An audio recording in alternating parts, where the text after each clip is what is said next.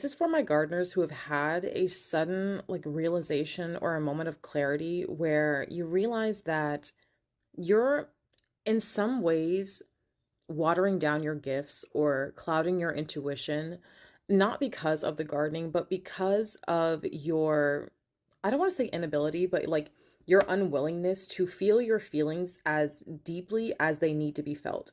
So you could be the type to, use gardening as a means of coping or regulation.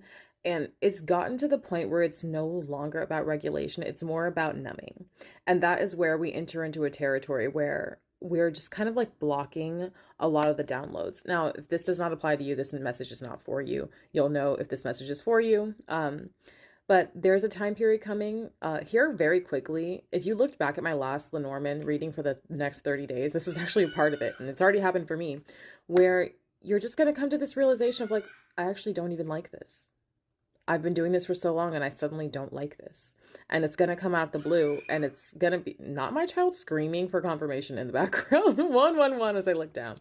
So there's a large portion of this collective who have a lot of spiritual gifts that are going to be coming online right now. So you're going to feel the natural inclination to stop gardening.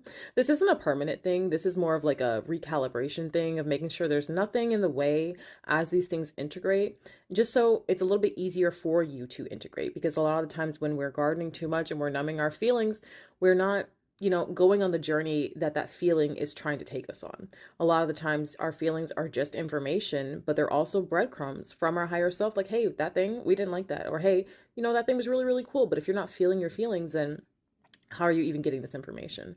And I know this is this can be triggering for a lot of people because no one wants to be told you can't garden anymore. It's not about you can't. It's about listening to your intuition and your body when your body says hey, I've had enough for right now.